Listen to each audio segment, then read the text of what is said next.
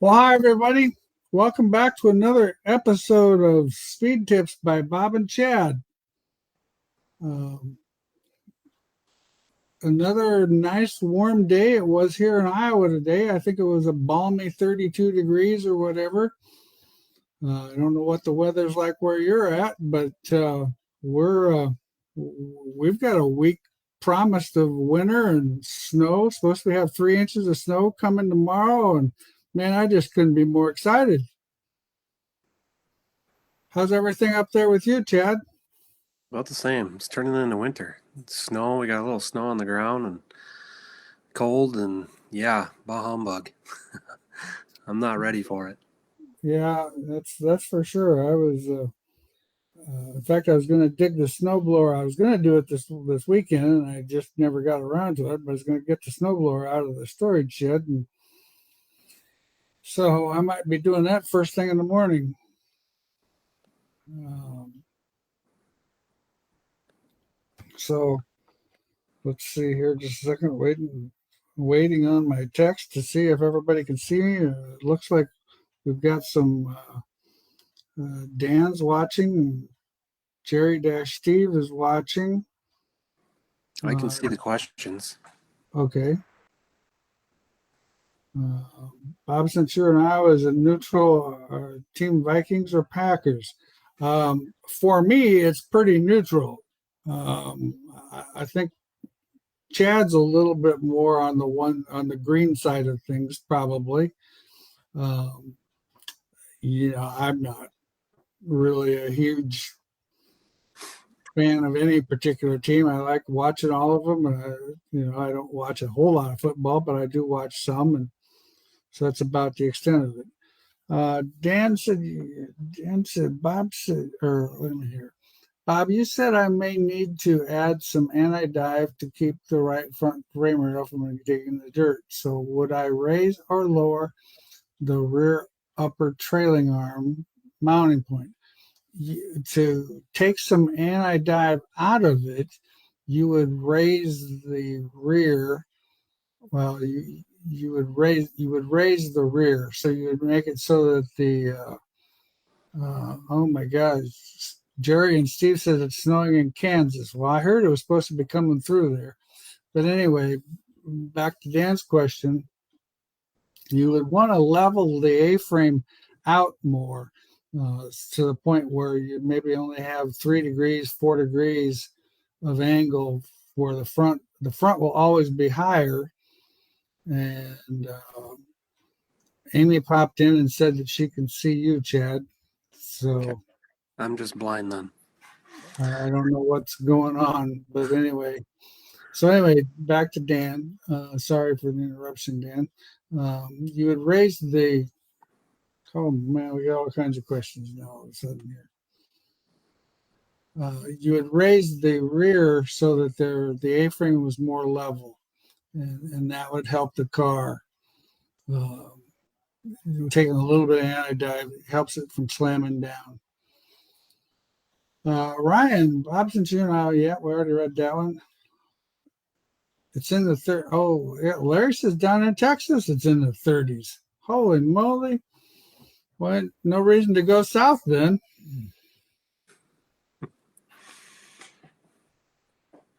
Dustin, would a guy want to go a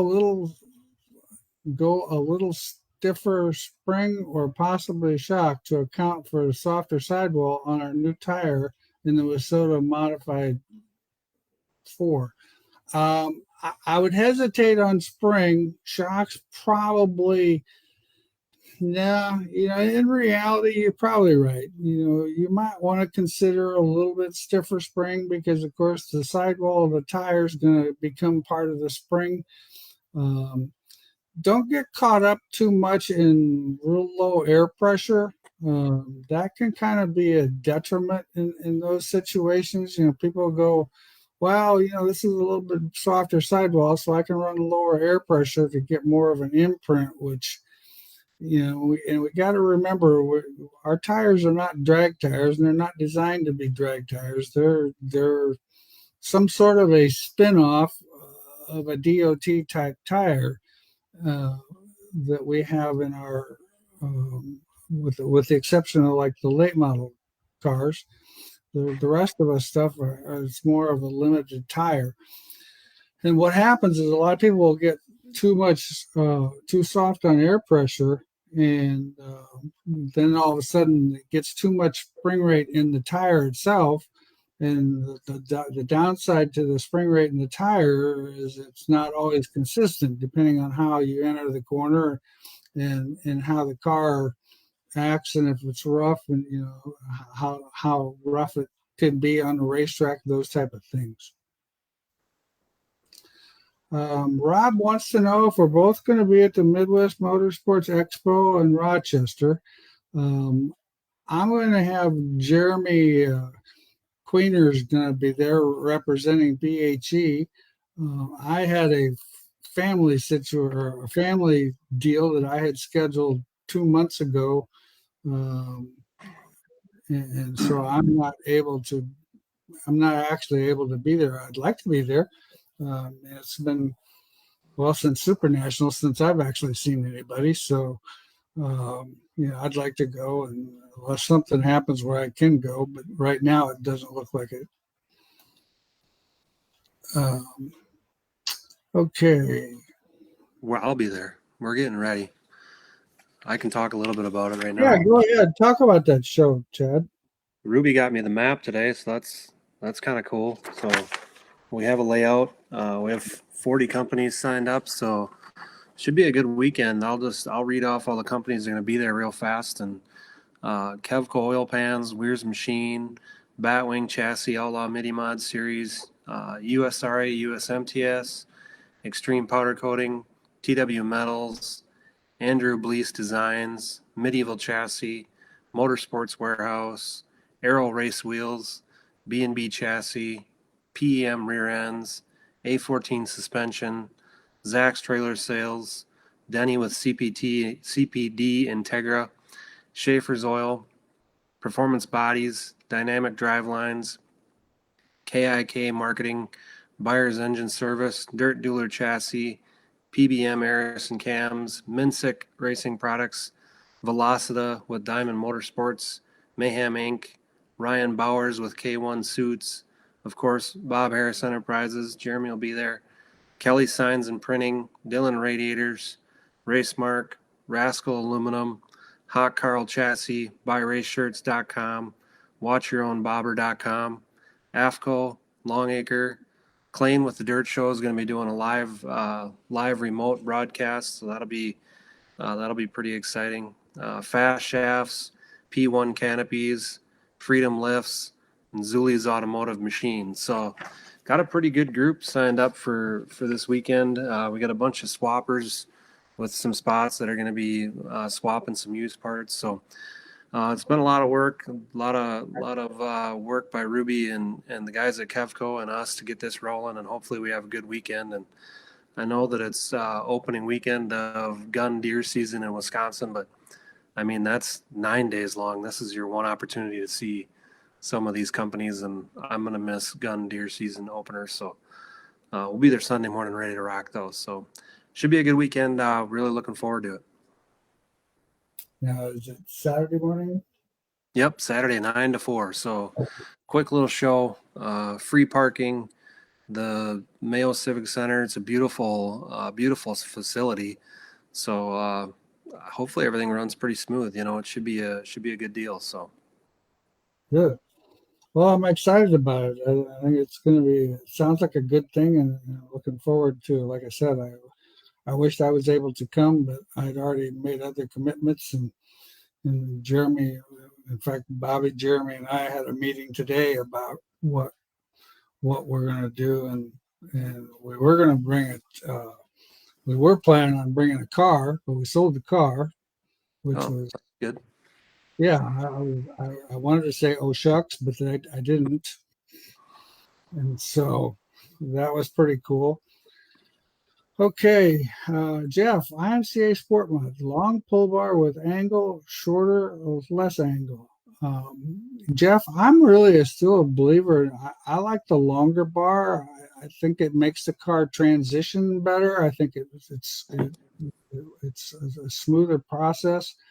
Less angle makes it so that it's not so radically quick. Sometimes that short one with more angle gets you a tremendous amount of traction quickly, but what happens is then it kind of creates a mid-corner push, and then you throttle it up, and then all of a sudden the car wants to jump loose on you coming off the corner. Where that longer bar seems to be just a little bit more consistent, not so radical, but still pretty quick.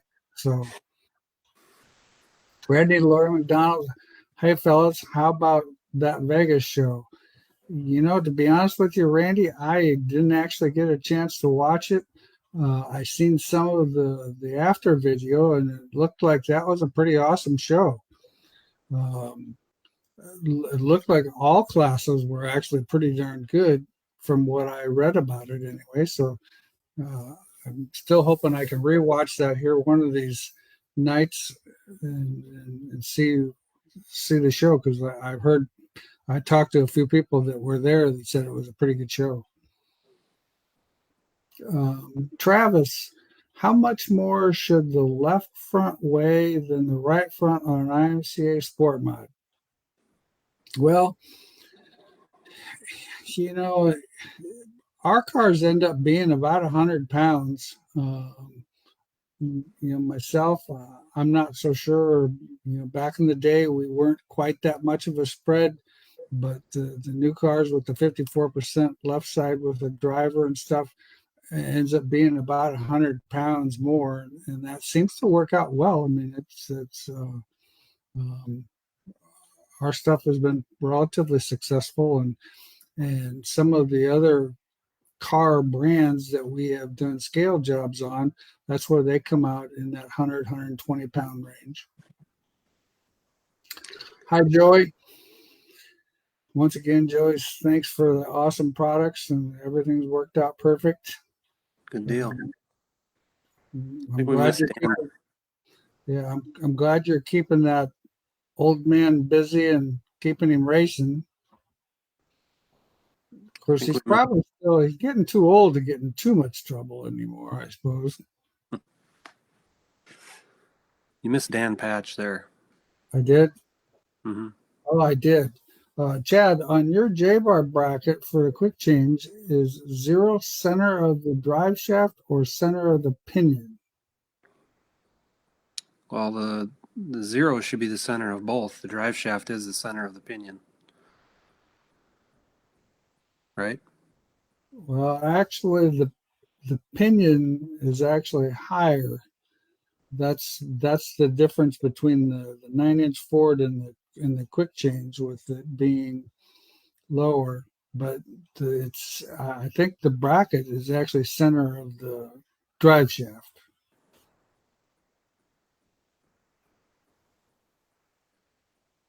Let's see. Axle, on an IMCA A-mod, do you want 0 degrees of pinion angle or 7 to 8 degrees of pinion angle? We still run that, 7 to 8 degree pinion angle. Pinion angle seems to be traction. You just got to be careful not to get too much, because, of course, the car can only take so much without creating. I mean, the more angle you run, the more maintenance you're going to have, but still there's traction and pinion angle. So I always recommend that 7 to 8 degrees.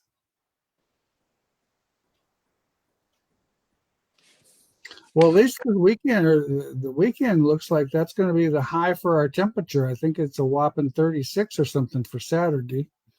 Yeah, it's going to be a little chilly this weekend, but no snow, so it should be good traveling. Yeah, I would think so. So yeah, no problem. We're I need to get myself a 24-foot trailer, because my shock trailer works okay, but it's a little heavy for what it is, and it just doesn't have the space in it. So, like, to come up there, it's kind of like almost overkill for that trailer. But then for the stuff that we want to bring, we almost need to have some sort of a small enclosed trailer. So I'm not sure what we're going to do on that one. We're on the fence on that, but we got a couple days to figure that deal out. Anyway, Todd, a sport mod 5/8 turn stub or straight, and why? Well, it kind of depends on the chassis builder and who you talk to. Some guys like a turn stub. I myself tend to like a turn stub. Um, reason being is just because um, I like that right front being ahead of that left front getting into the corner. I can't really give you a true technical reason why.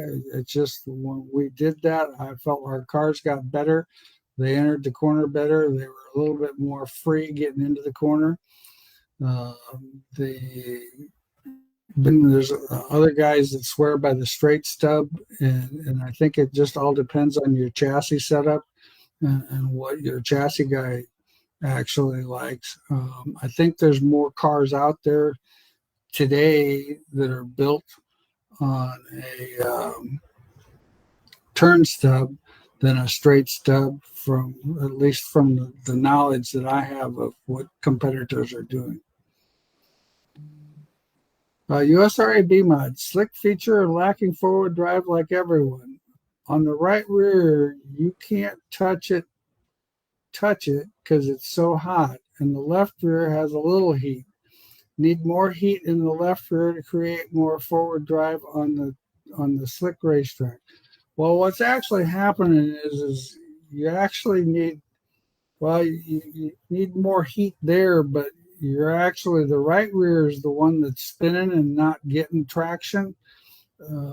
If the car actually has traction, the tires won't run as hot as a tire that's spinning or slipping or sliding. So, and what happens is a lot of people they'll do that old, use your hand as a temperature gauge thing, and that's okay because your hand's going to be able to tell the difference between 20 degrees. There's no doubt about that. The problem that we run into, though, is what's actually causing that heat, and we find that a lot of times it's the fact that the right rear is not stuck enough to the point where it doesn't have side bite, so they're sliding the car, and then once they slide the car getting into the corner, the tail kind of hangs out all the time, all the way through out the corner, so the right rear is just actually not grabbing traction like it should. So, it's the old adage, and Kelly Sharrock always used to say the fact to feed the heat. Well, if a tire's too hot, you need to put traction to that particular tire to get more traction. So you're over tractioning the left rear and not enough traction on the right rear.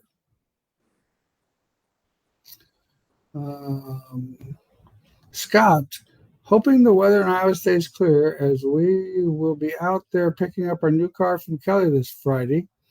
Awesome. Thanks for all you two do and answering all these questions. Well, that'll be cool. And Kelly's got a nice facility there. His operation's pretty laid out pretty well and pretty efficient, and they do a great job up there. I mean, they really do. And his car's, well, at the end of the year, his personal car was really going good, and his sport mod stuff has been lights out. So his stuff's been really good. Any other news, exciting news from Wehrs Machine? Well, we're thrashing on getting ready for that show this weekend and working on getting the new catalog ready and finalizing the plans for the trip to the Dome. So we got some factory support / trade show stuff, and it's an exciting time of the year to get out and see our customers and hang out and show off the new stuff. We got everything ready to go for this weekend, and just excited to get a new year going here in 2023, and should be a lot of fun. Awesome. Well, that sounds pretty cool. Well, we've got room for some more questions. If you guys have any more questions coming up, I know we've been busy at the shop. We're transitioning with some new employees, and those guys are doing a good job. And so we've been kind of bombarded with repairs, and now we kind of we're supposed to get the first four of our 8 cars that we've got ordered from GRT. We were supposed to get them a couple weeks ago, so our schedule's kind of screwed up. Right now we're waiting on those cars, and we're supposed to pick them up on Friday.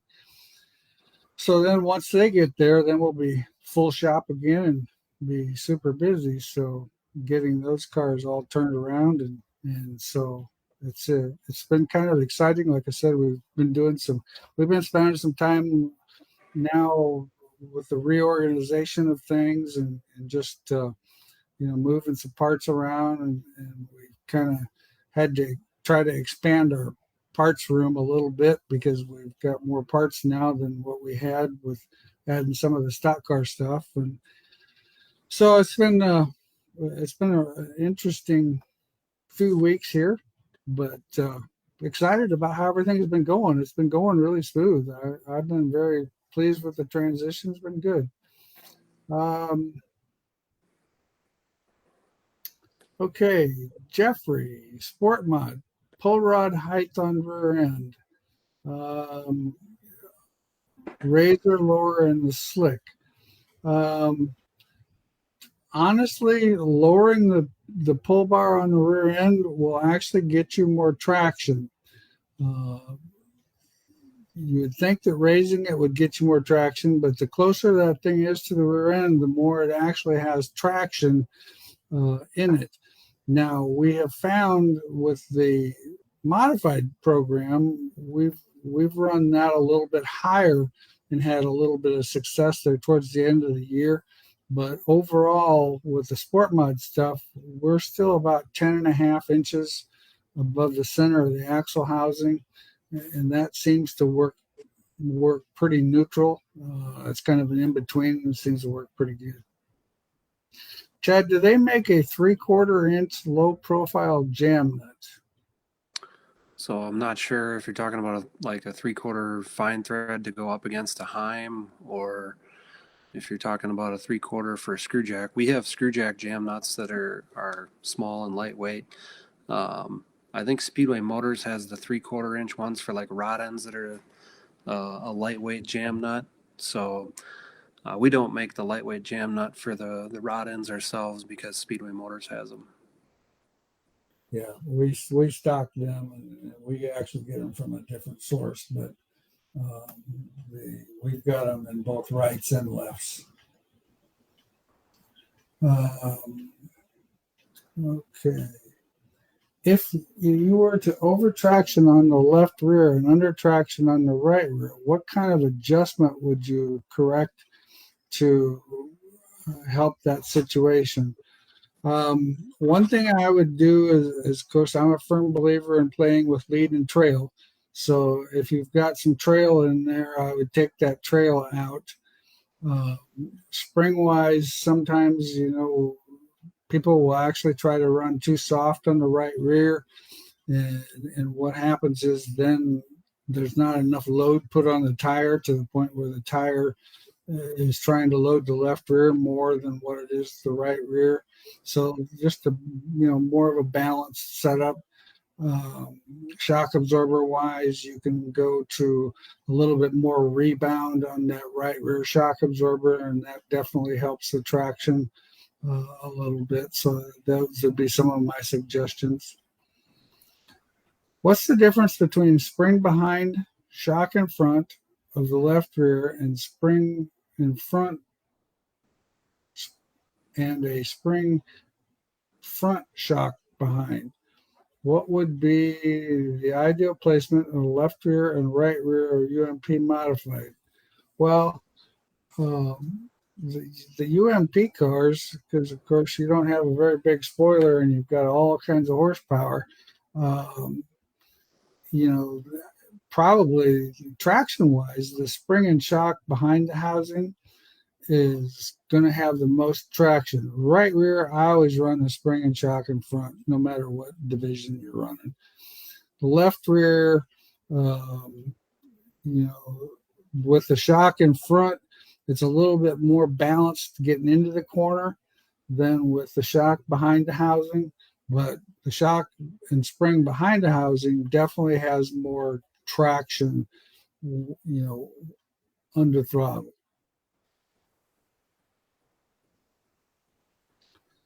Ryan, preference on engine placement for an IMCA modified, center offset right inch or two.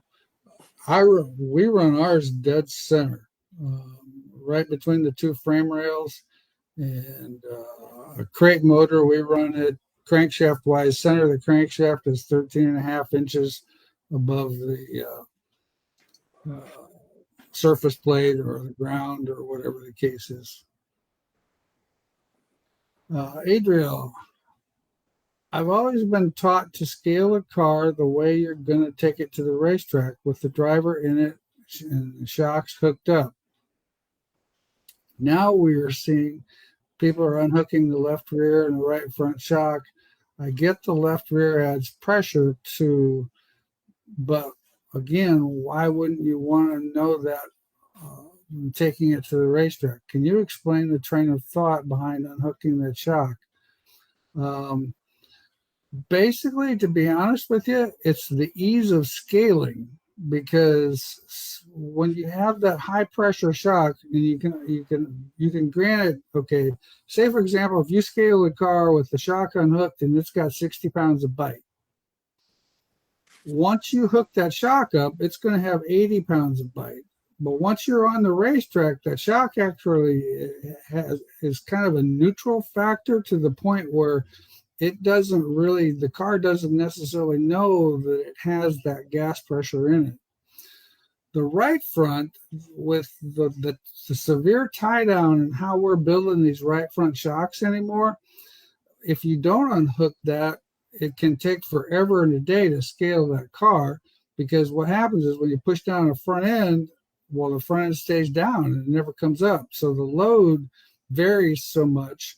And so that's the only reason, because we're not concerned. The right front has minimal gas pressure in it. It's not going to have any effect on anything.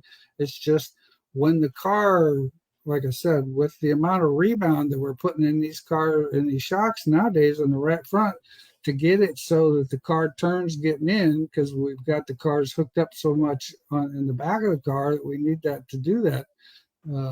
It just makes your scaling process a freaking nightmare. I mean, it can take forever, because you can push down on it and you can watch the scale change for 4 or 5 minutes, just depending on how much clamp force they've got built into the shock. It can be kind of a very inconsistent type of a situation. So we just unhooked both of them because, like I said, it makes the scaling process easier. And I automatically know that as soon as you hook that up, it's going to gain 20 pounds of bite, and you just kind of factor that into the equation.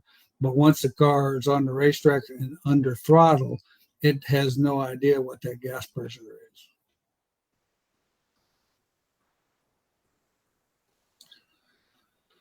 is. Travis, where should a pull bar point on static and when in full droop?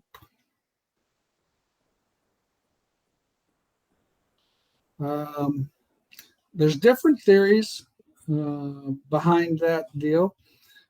Some guys in static point it towards the left front, because then when you actually go into droop, the pull bar will actually straighten itself out so that it pulls equally on the front end.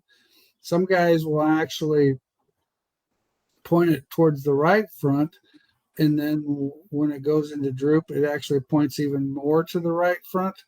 But when the car goes into droop, the center of the rear end is going to actually come to the left. So myself, I tend to like that pointing to the left, so that once I'm on traction and it's in full droop, the pull bar is pulling square on the car, so that it's pulling, basically both front tires still maintain the same load uh, equally, rather than trying to, you know, I mean, the theory is to get more left rear, you'd want to lift the right front off. Well, but I just told you in that shock question, we're nowadays, with the way we're building the shock absorbers and locking that right front down, um, it doesn't make sense for me to want to try to take that load off that right front. So that's just my theory. The other theory is it, as when it comes in and it unloads with it pointing to the right front, it'll load more on the right front and cause the right front to stick more under deacceleration. So it just depends on whose theory you go off of. Like I said, I tend to like it so that when it's under droop, everything's more pulling straight, rather than pulling at an angle. And that's just my personal opinion. Do you use stagger to get more? Do you use stagger more to get you in the corner or off the corner? Well, stagger, believe it or not, will actually tighten the car up getting into the corner. The taller tire on the right rear will actually gain a little bit more side bite getting in. But the second you're under the throttle, which should be pretty much immediately, the second you're under the throttle, the car's going to want to try to turn on its own. So with more stagger, it's going to be freer and freer wheeling the car. I tend to like stagger. I always have played a lot with stagger. Some guys like the car, like Jake McBurney, he doesn't like it over an inch of stagger. Some guys, they've got 2.5, 3 inches of stagger, as much as they can get. So stagger, in my opinion, is another driver preference. Just all depends on how the guy likes to drive the car and how they tune their car accordingly. Because, I still, like I said, I like that. I just want to make sure that my car goes through the middle of the corner the fastest it can possibly go, because that's phase 2 of the corner, or the middle of the corner, is where the race is won. If you're the fastest through the middle of the corner, you're going to have more traction coming off because you've got more momentum. And so, in my opinion, whatever I've got to do to make sure my car turns in the middle and goes through the middle good, that's my opinion. What's your opinion, Chad? Yeah, I tried to use the front stagger to get in and the rear stagger for coming off exit. But it definitely affects both ends of the corner. Front stagger is probably more entry than it will ever be exit, but rear stagger kind of affects all the way around too, just like you just said. Well, and Sean wants to know, with that being said, hang on a second, Sean, gotta get you back here.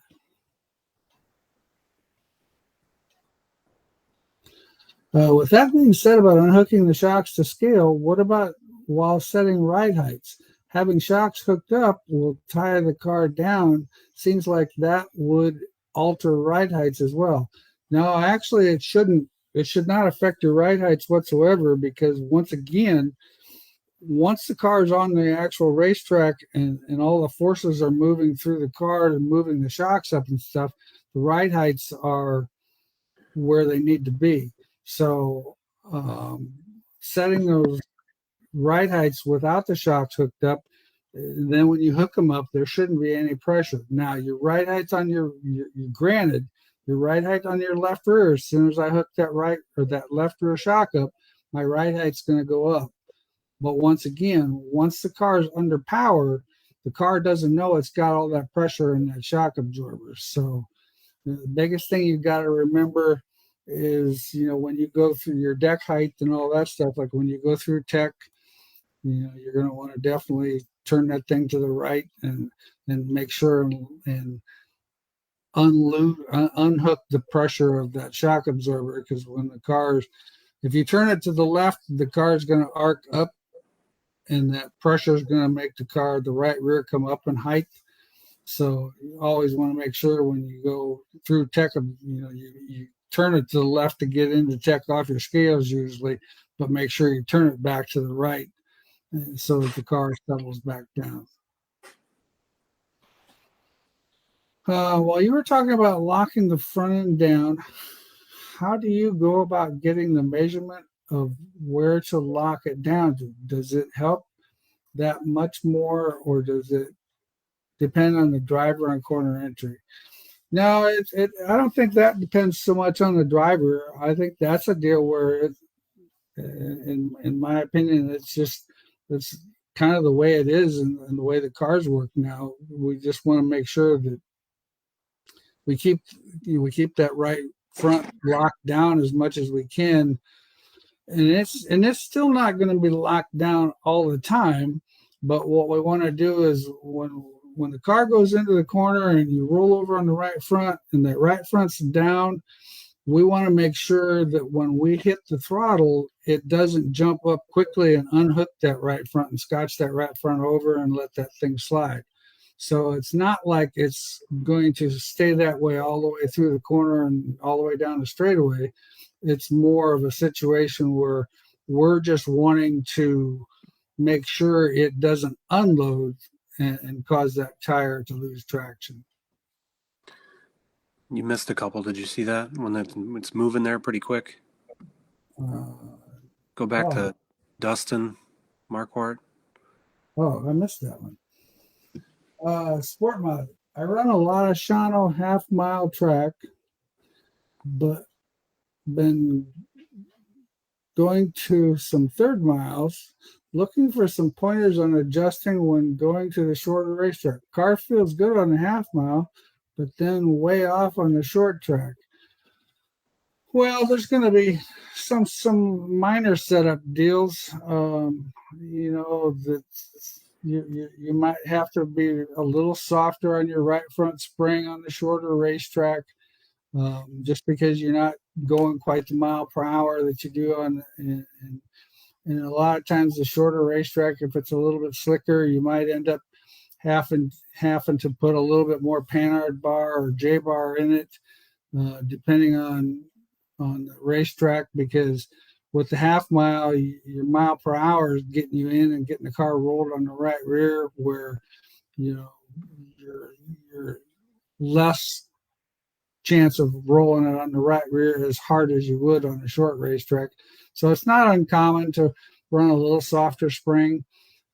I tell people that to just take it to the racetrack and once again, once you know what your load numbers are, and use your load stick to make sure that you know where you're at with it on that half mile, and then you just feel free to change it spring, and you can go softer on shock absorber. That's an easier change. But in today's world, with as soft as we're running on the front springs, I don't know if I'd go super soft on the shock absorber. The shock absorber, and keep in mind, the shock absorber regulates how fast something happens. The spring is going to tell the car how much to move. The shock absorber is going to tell it how fast it can move. So always keep that in mind when you're trying to debate whether to change a spring or a shock. They are related, but the shock absorber controls the spring, but the spring is actually what actually does the motion. So those would be some of the things that I would think about, but that's pretty normal. Like I said, a little bit more J-bar angle, because the right rear is just not, it's not loading the right rear as hard as you do on that big half mile, those type of things. I already did the stagger one. Yeah, Paul and Rick there, you missed. Paul, what would a half-inch longer right front than left front ball joint pin do on an INCA modified? Well, to be honest with you, I'm not sure what the half-inch longer right front than the left front would do. We always run a half-inch longer left front than a right front. I know there's some cars out there that do it, and what it's doing is it's just changing your roll center and it's giving you more angle on your upper A-frame, which can help increase your camber gain a little bit, but it's really changing the roll center quite a bit. So I'd actually have to put that in the computer and play with it. I've never messed with a 1/2 inch longer right front. Like I said, I know there's some cars out there that are that way. I've just never taken the time to actually do it. So sorry, Paul, I can't completely answer your question, but I mean, I know what it is doing is it's affecting the center. Is a pull bar shock necessary on a biscuit pull bar? I wouldn't say it's totally necessary, but it definitely helps. Now, what you're going to find out with a biscuit bar is you don't need like a 90-10. You don't need a 9 compression and a 10 rebound. On normal biscuit bars, we run somewhere between a 4 and a 6 compression. But then we'll actually, on the biscuit bar, we'll actually run a little bit more rebound, because what we're trying to do on that biscuit bar is we're just trying to mediate the travel speed, so that the biscuit bar is still going to travel. It's going to still unload the same. It's still going to travel the same. But by changing with the shock absorber, you can kind of make that so that it's not as severe. It just all depends on the customer. But we found, a 6.2 shock is probably what we've had the best luck with biscuit bars. And like a spring bar, we'll run a 9.1 or 9.2, just all depends.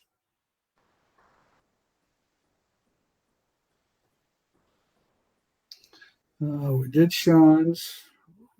Randall. While you were talking about, no, I did Randall. Earl, Chad, got a question on how the drop cup works. Is it the bolt is further down in the spring, or just trying to see how that works? Thanks. Let me grab one.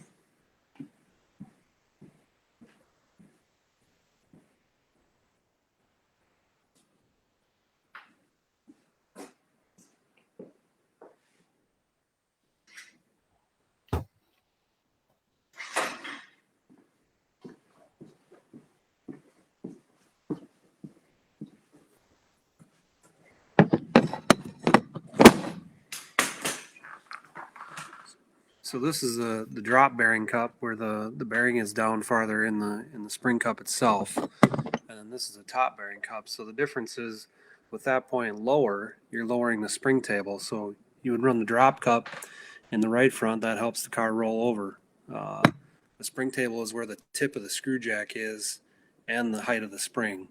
So if the springs are the same height and you have a drop cup in the right front and a top bearing cup in the left front, that car is going to roll over. If you switch them around and put the drop bearing in the left front and the top bearing in the right front, that car won't roll over at all. So that's how the drop cup works. What they would have to do if you reverse them is you'd have to run a super soft right front spring to get it to roll over. But then the downside of that is the negative side of running a soft spring is you can't control how much it's going to roll over, where it's a lot better to have less spring split in the car and use the drop cup, because the car is going to respond so much more consistent to that. It's going to roll over, but it's more of a balanced setup. Okay, Derek says UMP modified. Did I miss something? It's coming up. He must have messed up his typing, but his question is 4 down there. Okay. Kevin, back to pinion angle. Will the angle that the drive shaft comes down to the rear end affect pinion angle settings? Well, in my opinion, it just all depends on who some guys, they factor that in to the fact of the angle of the drive shaft and the angle of the pinion. I've just always went with the angle of the pinion, but and that's kind of where with the quick change, when we drop that pinion or that drive shaft down lower in the quick change, is because it's actually 1.5 inches lower than a 9-inch Ford, we put more angle in the drive shaft. So a lot of guys now have actually went to putting a little bit more angle on the actual engine rather than lower in the back of the engine, to try to help some of that angle out of there. just to get it more. But as far as pinion angle, it comes down. Well, it affects pinion angle, but once again, you're going to want to try to minimize any of those angles as much as you can and still run the pinion angle. But it's too confusing to do those two together. The right way would be to combine those two together, but it's just much easier just to tell people that you do your actual pinion at 7 to 8 degrees and run the drive shaft the way it is. Jared, hey Bob, on a GRT, what is the purpose of the add-on bar from the main cage crossbar to the right front? That bar we put in there because I think it stiffens the car up a little bit. And what it does, in my opinion, when the car goes into the corner and you put load on that right front, I think it helps because that diagonal bar, in a sense, connects to the bar that the pull bar is mounted to. And then we put another bar behind the driver that's an angle bar that we actually use for our chain bar. And then in that angle line, we're directly trying to hook that left or that right front to that left rear by having those angles in the car. And you can definitely take that out. And the driver, we've done it numerous tests, and you can definitely tell the driver will tell you that he had more traction with that bar in there than he had without. Now, we did have one customer one time that he didn't like that bar in there, so then he just put a stiffer right front spring in there, which in reality, he was actually accomplishing the same thing, other than the fact that it was, the stiffer spring worked more on corner entry and it didn't actually load the left rear as much. But once again, he won a bunch of races, so I'm not about to say he was wrong. For his feel and his driving style, that was a better concept for him to run a stiffer right front spring and not use that bar. But most everybody that we work with, we use that bar.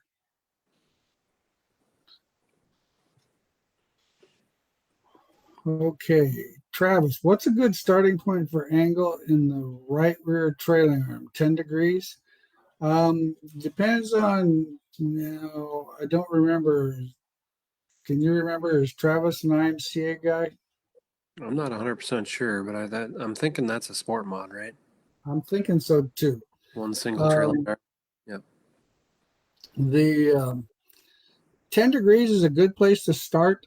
That actually might be, when it gets a little bit slicker, that's going to be a little much. Probably 8 degrees is more what I actually go with. And then we go down, when it gets real slick, we go down to 5 degrees. Yeah, he just said sport mod. Okay. And so with a sport mod car, that 10 degrees, if the racetrack's got a lot of grip, that would work really well. If the racetrack's a little greasy or if it's a little slick, 10 might be a little much. I know there is some chassis builders that run more angle in that right rear and they do other things to hook the car up. It definitely, the more angle or the more degrees that you have in it, the more it's going to roll through the middle of the corner. It just might be a little bit freer coming off. Aaron, can you touch on spring pitch and frequencies? In your opinion, what's ideal for the right front? Well, that might be over my head, Aaron.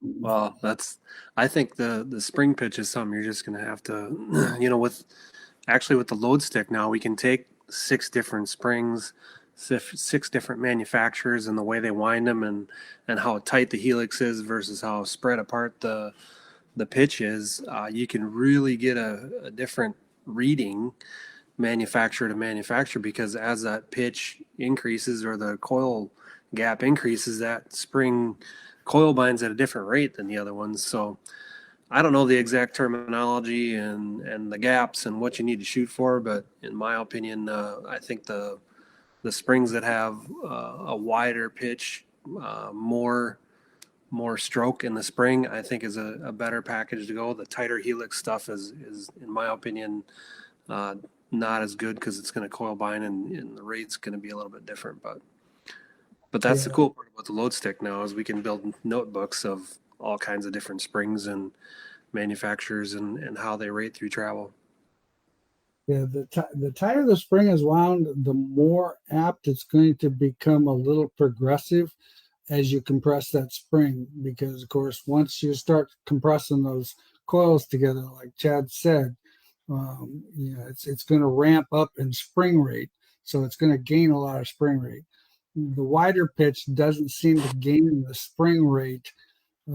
It seems like it's more consistent through its um, compression motion, but that might be a question for some one of your spring guys. That's actually a good question. I got a former spring guy that works for me now, so I'll ask him. We'll see just what he really knows. Uh, and we could always ask our old buddy Ben. He could tell us for sure. Anyway, Derek, UMP modified options on left side tire tracking at the racetrack attitude. Should we be adjusting this additional amounts with the droop? Um, I don't know if I'd be adjusting at different amounts with the droop, but that's something that's very important. When I set my cars up, I tend to run my left side tires in line and then my right side tires inboard an inch and a quarter to an inch and a half. That seems to be the better traction when you run those left side tires in line. Now, if I want more traction, we'll actually run that, even spacer that left rear out a little bit more. That's a common practice now that we're doing with the stock car stuff. It's working really well because those cars don't have, well, to get some of the wheel weights like we would want to have them in an ideal situation, you have to have so much weight in the car because they're more of a neutral car, so their left side percentage isn't real strong. So by doing that, moving that left rear out seems to get that car more traction. So that's kind of what but as far as adjusting it with the amount of droop, I've not played with that yet. That's a great question. That's something I'll have to actually pay close attention to what some of these guys are actually doing.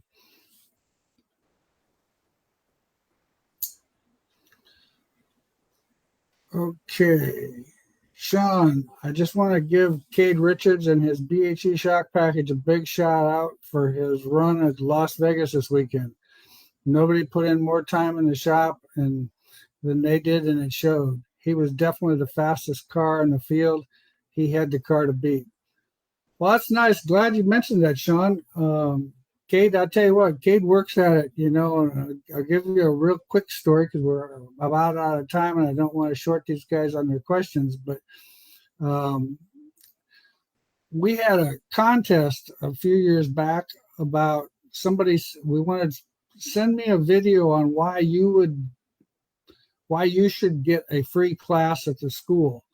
So we basically gave it a contest for somebody to win a class at the school. And Cade had this awesome video of him working on his car and welding on his car and doing all that stuff. And I don't know how old Cade was at that time, but I'm thinking 14, 15 maybe. And so his video was by far rocked the house. I mean, it was the best video I've seen. And so he got a free class, and him and I have been good friends ever since, and we've been one of his sponsors ever since. And I tell you what, Cade does an awesome job. Him and his dad, boy, they bust their butt, man. I tell you what, there's nobody that puts any more work in it than those two guys do. Logan, hey Bob, I was curious to hear your opinion on Swift's 8-inch tall front springs. Is this something a guy with an IMCA car should try running? to help get more on the right front. If a guy's going to go to the 8-inch spring, I would assume you'd have to run the drop cup, or would you run a stiffer spring rate? What's your thoughts?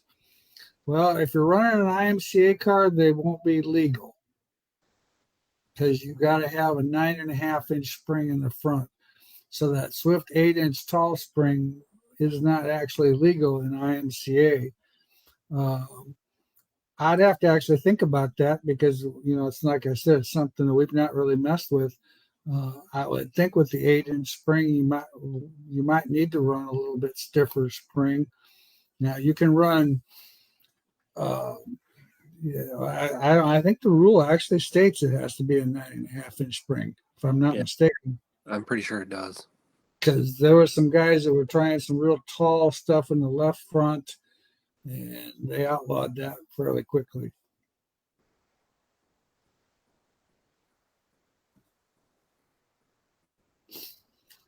What you were talking about was called the Phillips bar. Yes, I would agree, Sean. That's what it was called. It was called the Phillips bar.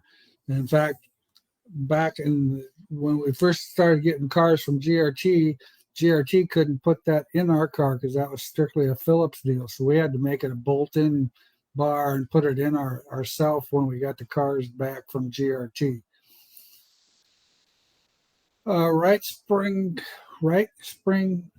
change to run drop cup. Most of the time, if you're in that 500-pound range, I haven't seen it be a big deal, but it's not uncommon to need to go about 25 pounds stiffer in spring. But we've not really, we run a pair of 500s in the front with the drop cup, which in my opinion is kind of equal to running a 500 and a 450 to 475 without a drop cup. But the car with the drop cup just navigates the corner better. It just makes the car roll over. It's more consistent the spring table thing is such a big deal. People just don't think about it as much as they should because it's such a crucial deal. Because what it does is it allows, with the spring table being higher on the right front, the car has to come up, and then over. Where with the spring being lower on the right front and then the left front's higher, it's already up there. So when it goes into the corner, it just automatically rolls on its own. So it's a whole different concept. You can change it with spring rate, but it really still doesn't do the same exact thing. I know, we messed with that and we went stiffer, but I don't think we needed to, so we ended up going back and running a pair of 500s, and that seemed to work very well. And I know there's other guys out there running different spring rates, but I like the front of my car to be as neutral as it can be, so it can navigate right to left pretty easily. Alex. Oh, Jeremy says the rule is actually 9.5 inches plus or minus a half inch. Awesome. Anyway, Alex, the 17 GRT Midwest Modified with bolt-in trailing arms, brackets, and brand new Wehrs two-link brackets. How do I want the trailing arms positioned? Point to the left at right height or straight when this car is hiked up? On a two-link car, I've actually always pointed my left from the back of the car in a static situation. I've always angled my left rear end 2 inches and angled my right rear end 1 inch. That's something we did years and years ago, and it always seemed to work pretty decent. And I've just kind of always stayed with it because when you do go through the roll motion of it, it straightens that left. That left rear is going to straighten out somewhat, and the right rear is going to angle in a little bit more. So by having the left rear in a little more than the right rear, they seem to be more, when the car is at dynamic, they seem to be more equal in how they load the two rear tires. Dan, when you go from a 200-pound driver to a 350-pound driver, how much setup is there to it?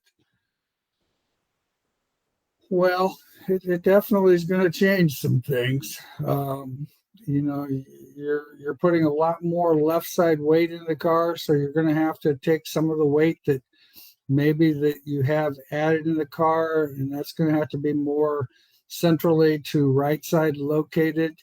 Um, you know, and I've always ended up with a big driver. I ended up having to put some weight up on that right front main cage post, right across from the engine plate, or kind of right across from the engine plate, uh, to kind of help get the balance on the rear. Left fronts or the left rear spring needs to usually be a little bit stiffer spring because you're going to be carrying a little bit more weight there. So as a rule of thumb, that seems to be pretty good. Oh yeah, Zane DeVillis. He's looking for some speed tips on a stock car. Way to go, Zane. Yep. Mm-hmm. Yeah, by what I seen in that, or the picture of that bright race car, doesn't look like you need any speed tips. What are you going to do with that extra $2,500 anyway? So $25,000. 25,000. Yeah, $25,000. Heck, that's half what most people make in a year's time. Geez. Gave all the secrets away. Let the birds out of the cages. Unbelievable. Yep, he did. He did, no doubt. Okay. We've got 3 more questions, and then that's going to be the end of our questions because we're actually 5 minutes over already. Dustin, what do you do to increase side bite corner entry on an IMCA stock car? Narrow up that right rear tire, go to a 4-inch wheel, suck that right rear in a little bit more, maybe move a little bit, a chunk of weight a little higher on the right side than you would normally. Those type of things work pretty good. I appreciate the input, or Logan says, I appreciate the input. Bob and I had to go back and reread the spring rules, and you are correct. It is illegal for sport mods. I will take that off my list of things to try for next year. I hope you and Chad have a happy Thanksgiving. Well, you too, Logan. I appreciate that. Thank you. That's actually my favorite holiday, that Thanksgiving deal. Pumped. Because you get food, not just sweets and sugar and cookies and all that stuff that you really don't need to eat. And of course, I'm diabetic, so man, I really have to be careful during the Christmas week. But Thanksgiving, I can eat as much as I want to. Worry about it later. How much bite should a stock 4-link factory car have? As a rule of thumb, those cars end up being in that 150, 175 pound range. That seems to be kind of a 150, 175. That seems to be pretty good.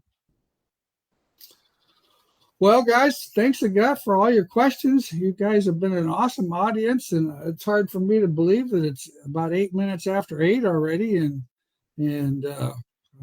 I didn't. This went by pretty quick. So I appreciate it. Thank you guys for listening. And I don't know when. Don't forget this Saturday, Rochester, Minnesota, 9 to 4, Midwest Motorsports Expo. It's going to be a great show. Hope to see everybody out there. So what do you think about the 12th or the 19th? 12th or the 19th, Chad?